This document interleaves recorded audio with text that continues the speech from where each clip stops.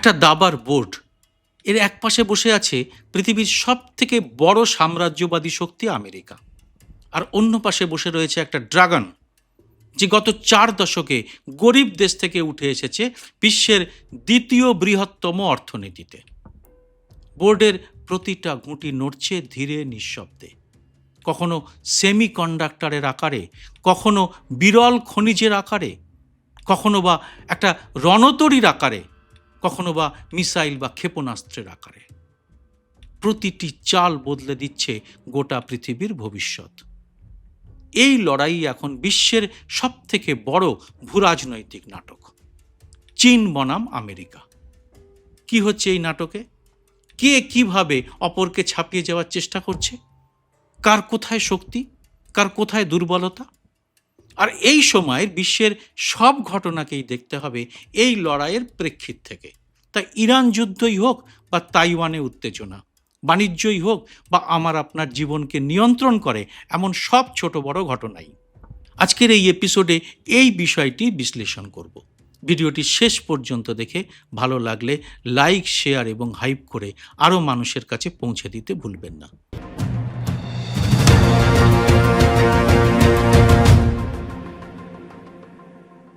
নমস্কার, সবাইকে স্বাগত। আমি সুব্রত বসু। প্রথমে সমুদ্র দিয়েই শুরু করা যাক, কারণ সমুদ্রই হলো শক্তির আসল পরীক্ষাগার। এখানে কার কীরকম দাপট? আমেরিকার হাতে আছে 11টা পরমাণু চালিত এয়ারক্রাফট ক্যারিয়ার, আর চীনের হাতে রয়েছে মাত্র 3টে। 2026 সালে আমেরিকা এখন সবচেয়ে শক্তিশালী সামরিক শক্তি সমুদ্রে, অন্তত। কারণ তাদের বাজেট বড়, প্রযুক্তি উন্নত, আকাশ এবং নৌশক্তি প্রবল এবং বিশ্বজুড়ে লজিস্টিক ব্যবস্থা অতুলনীয়। সংখ্যার দিক থেকে দেখলে মনে হবে খেলাটা তো আসলে শেষ। কিন্তু ইরান যুদ্ধে কি হলো? আমেরিকা কি পারল ইরানকে কবজা করতে? তাই গল্পটা অতটা সরল নয়। চীনের কৌশলটা তাই একটু অন্যরকম। চীনের জাহাজের সংখ্যা আমেরিকার চেয়ে অনেক বেশি। 2025 সালের হিসেবে আমেরিকার নৌবাহিনীতে রয়েছে প্রায় 290টি জাহাজ, যার কেন্দ্রে রয়েছে 11টা পরমাণু সুপার ক্যারিয়ার। অন্যদিকে চীনের নৌবাহিনীতে রয়েছে 350-রও বেশি জাহাজ, যার মধ্যে আছে 3টে বিমানবাহী রণতরী। অর্থাৎ সংখ্যায় চীন অনেকটা এগিয়ে। এটাই কি চীনকে বাড়তি শক্তি যোগাচ্ছে? তবে আসল নাটকটা লুকিয়ে আছে এক অদ্ভুত জায়গায়। সেটা হলো তাইওয়ান প্রণালী আর দক্ষিণ চীন সাগরে, যেখানে আমেরিকা জাহাজের সংখ্যা, অভিজ্ঞতা, লজিস্টিক সব দিক থেকেই কাগজ কলমে অনেকটা এগিয়ে। কিন্তু সেখানেও একটা প্রশ্ন এখন ঘুরপাক খাচ্ছে। প্রশ্নটা হলো, প্রশান্ত মহাসাগর বিশাল, আর আমেরিকাকে তার নিজের উপকূল থেকে বহু দূরে চীনের সুরক্ষিত উপকূলের কাছাকাছি গিয়ে যুদ্ধ করতে হবে। বিশেষজ্ঞরা বলছেন চীনের অ্যান্টিশিপ ব্যালিস্টিক মিসাইল আর মাকড়সার জালের মতো ঘন সেন্সার নেটওয়ার্ক এমন একটা পরিস্থিতি তৈরি করেছে যেখানে 90-এর দশকের মতো নির্বিঘ্নে বিমানবাহী রণতরী পাঠিয়ে ভয় দেখানোর দিন শেষ। এই প্রসঙ্গে আপনাদের বলবো সমর বিশেষজ্ঞ ব্র্যান্ডন ওয়াইকার্টের কথা। তিনি বলেছেন 2026 সালের বাস্তবতা পুরোপুরি অন্যরকম। এখন ক্ষেপণাস্ত্র আর সেন্সারই ঠিক করে দিচ্ছে সমুদ্র যুদ্ধের ফলাফল কি হবে। তার মানে কি? খোলা সমুদ্রে বা বহুদূরের যুদ্ধে আমেরিকা এখনো অনেকটাই এগিয়ে রয়েছে, কিন্তু নিজের বাড়ির উঠোনে অর্থাৎ তাইওয়ানের কাছে যুদ্ধ হলে আমেরিকা কি সেই শক্তিটা পাবে? চীন কিন্তু এখানে প্রতিদিনই আরো শক্তিশালী হচ্ছে। এবার আসা যাক সেই যুদ্ধে যা কোনো রকম গোলাগুলি ছাড়াই চলে। এর নাম সেমি কন্ডাক্টরের যুদ্ধ। 2026 সালের জানুয়ারিতে আমেরিকার বাণিজ্য দপ্তর একটা কঠোর নিয়ম জারি করে। এতে চীনে উন্নত এআই চিপ রপ্তানির উপরে মারাত্মক কড়াকড়ি করা হয়। এনভিডিআর শক্তিশালী চিপগুলোর উপর এখন প্রতিটি রপ্তানির জন্যই আলাদা করে অনুমতি লাগে। এবার শুনুন এর জবাবে চীন কি করলো। তারা তাদের হাতে থাকা সবথেকে শক্তিশালী অস্ত্রটা তুলে নিল। সেটা কি? সেটা হলো বিরল খনিজ, যাকে বলে রেয়ার আর্থ। এই খনিজগুলো ছাড়া আধুনিক প্রযুক্তির কোনো অস্তিত্বই নেই। স্মার্টফোন থেকে ইলেকট্রিক গাড়ি, যুদ্ধ বিমান থেকে সেমিকন্ডাক্টর, সব কিছুতেই লাগে এই বিরল খনিজ। চীন এখন বিশ্বের মোট রেয়ার আর্থ খননের প্রায় 70% আর প্রক্রিয়াকরণের প্রায় 90% নিয়ন্ত্রণ করছে। আর এই নিয়ন্ত্রণকেই অস্ত্র বানিয়ে চীন নতুন নিয়ম আরোপও করছে। এখন উন্নত চিপ বানাতে গেলে চীনা রেয়ার আর্থের ব্যবহার নিয়ন্ত্রিত করা হয়েছে। মানে পুরো বিষয়টা এখন চীনের হাতে। এর ফল কতটা ভয়ঙ্কর হতে পারে? আমেরিকার প্রতিরক্ষা কর্মসূচির প্রায় 30%, যার মধ্যে রয়েছে F-35 যুদ্ধবিমানের যন্ত্রাংশ, রেয়ার আর্থ সংকটের কারণে নানা রকম ঝুঁকিতে পড়তে পারে। বোয়িং, এনভিডিয়া, ইন্টেল, অ্যাপেল সমস্ত কোম্পানিকে এখন রেয়ার আর্থের জন্য তাকিয়ে থাকতে হবে চীনের দিকে। এতে খরচ বাড়তে পারে, উৎপাদনে বেশি সময় লাগতে পারে। এমনকি তাইওয়ানের বিখ্যাত TSMC, যারা বিশ্বের সবথেকে উন্নত চিপ বানায়, তাদেরও এই সংকটে পড়তে হতে পারে। কিন্তু এখানেই প্রশ্ন, শেষ পর্যন্ত কার হাতিয়ার বেশি টেকসই? বিশ্লেষকরা বলছেন আমেরিকার সেমিকন্ডাক্টর নিয়ন্ত্রণ চীনের রেয়ার আর্থ অস্ত্রের চেয়ে বেশি দিন টিকবে। কারণ আমেরিকা এবং তার বন্ধুরা বিশ্বের প্রায় 90% সেমিকন্ডাক্টর উৎপাদনের যন্ত্রপাতি আর প্রায় 92% সাপ্লাই চেন নিয়ন্ত্রণ করে। এর ফলে আপাতত চীনকে আমেরিকান প্রযুক্তির উপর নির্ভরশীল থাকতে হবে। অর্থাৎ চীন ডেটা সেন্টার বানাতে পারে, কিন্তু সেই সেন্টারে বসানোর মতো সবচেয়ে শক্তিশালী প্রসেসর বা যন্ত্রপাতি এখনও তাদের কাছে নেই। তবে চীন যে হারে প্রযুক্তিতে উন্নতি করছে, তাতে কিছুদিনের মধ্যে তারা যে এই কাজ করে ফেলবে না তা কিন্তু নিশ্চিতভাবে বলা যাচ্ছে না। এরপরে আসবো টাকার লড়াইতে।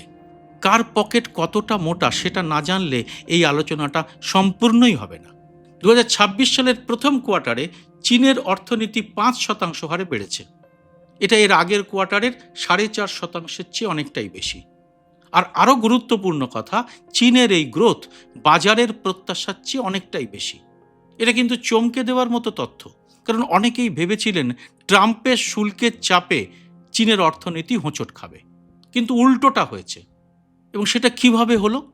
এর ভেতরের কাহিনীটি কিন্তু আরও নাটকীয়। 2025 সালে আমেরিকায় চীনের রপ্তানি কমে গেলেও চীন নতুন নতুন বাজার খুঁজে সেখানে রপ্তানি বাড়িয়েছে। আর এতেই আমেরিকার ক্ষতি পুষিয়ে গিয়েও আফ্রিকা, আসিয়ান এবং লাতিন আমেরিকায় চীনের রপ্তানি যথাক্রমে 26, 14 এবং 7% বেড়েছে। অর্থাৎ আমেরিকার শুল্ক যুদ্ধ চীনকে থামাতে তো পারেইনি, বরং চীনকে নতুন বাজার পেতে সাহায্য করেছে। এটাই কিন্তু চীনের পকেটে অনেক বেশি বেশি করে অর্থ এনে দিচ্ছে। কিন্তু এরপরে চীনের সব থেকে দুর্বল জায়গাটির কথা বলবো। সেটা হলো সম্পত্তি খাতে ধস এবং বার্ধক্যে পৌঁছানো জনসংখ্যা। চীনকে ভেতর থেকে কিন্তু কুরে কুরে খাচ্ছে এই দুটো জিনিস। এছাড়া রয়েছে বেকারত্ব। কীরকম? 2025 সালে 18 থেকে 24 বছর বয়সীদের মধ্যে বেকারত্বের হার ছিল প্রায় 17%, আর সেই সংখ্যা 2026 সালেও কমার কোনো লক্ষণ নেই।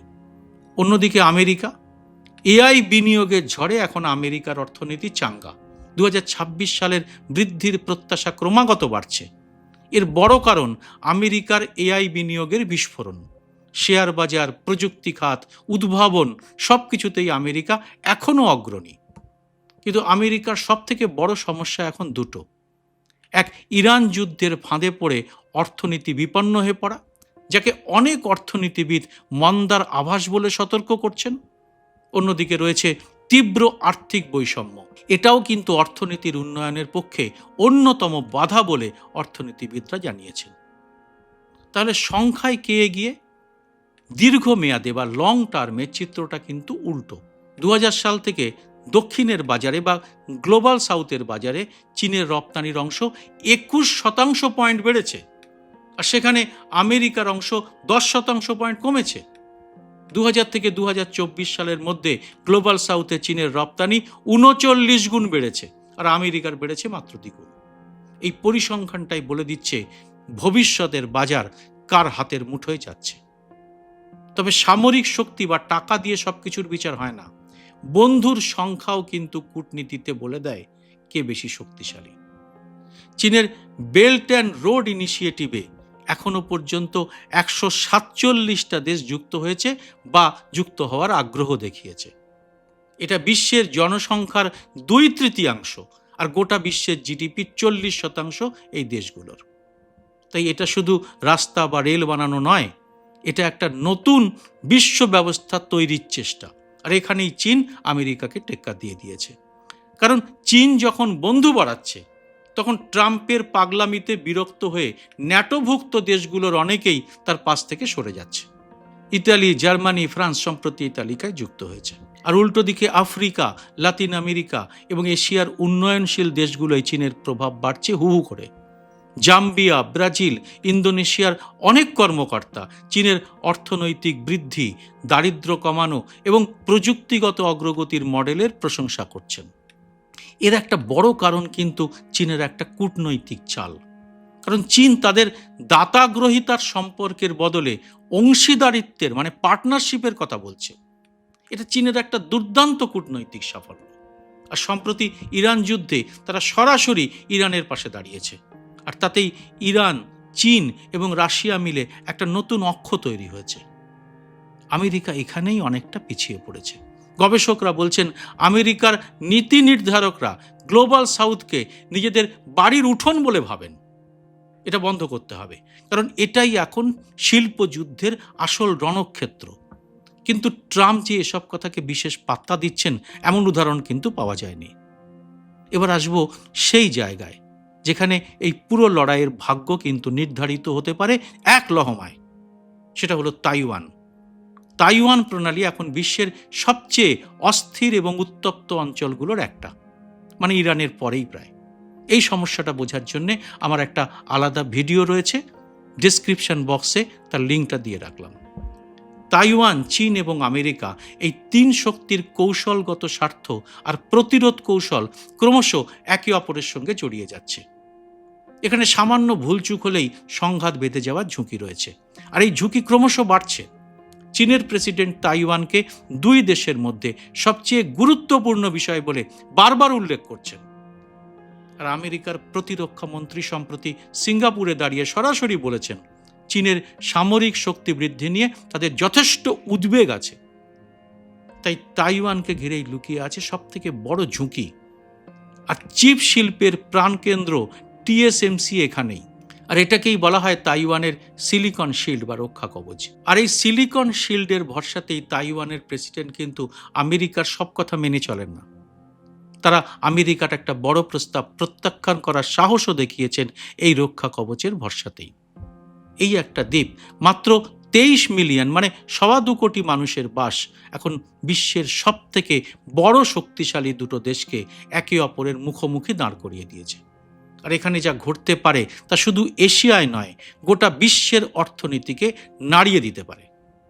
কূটনৈতিক বিশ্লেষকরা বলছেন চীন এবং আমেরিকার সম্পর্কটা এখন অনেকটাই ঠান্ডা যুদ্ধের সময়ের সোভিয়েত এবং আমেরিকার সম্পর্কের মতোই হয়ে উঠেছে।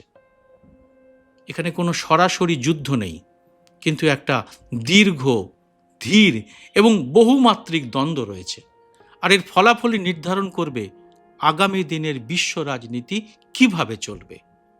আর এই খেলার সবথেকে ভয়ঙ্কর দিক হলো এই 2 দৈত্যের প্রতিটি চাল, প্রতিটি সিদ্ধান্ত বিশ্বের সর্বত্র সব মানুষের জীবনকে ছুঁয়ে যাচ্ছে। এশিয়া থেকে আফ্রিকা, লাতিন আমেরিকা থেকে ইউরোপ, কেউই এই খেলার বাইরে নেই। মানে প্রথমে যে দাবার বোর্ডের কথা বলেছিলাম, তার খেলা চলছে প্রতিনিয়ত।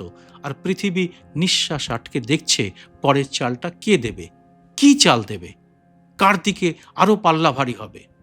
আমেরিকার একচ্ছত্র আধিপত্যের দিন কি শেষ করতে পারবে চীন, নাকি শেষ পর্যন্ত জিতে যাবে আমেরিকাই? আপনারা এই ব্যাপারে কি বলেন অবশ্যই জানান কমেন্ট বক্সে।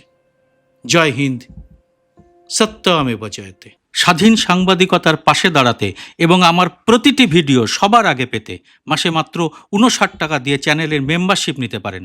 চ্যানেলটি খুলে জয়েন শব্দটিতে ক্লিক করে যে কোনো দেশ থেকেই খুব সহজেই এ কাজ করা যায়। চ্যানেলটি ভালো না লাগলে সহজে মেম্বারশিপ ছেড়েও দিতে পারবেন। যারা এর মধ্যেই মেম্বারশিপ নিয়েছেন তাদের অনেক অনেক ধন্যবাদ। আপনাদের জন্য আলাদা করে ভিডিও তৈরির কাজও খুব শীঘ্রই শুরু করা হবে।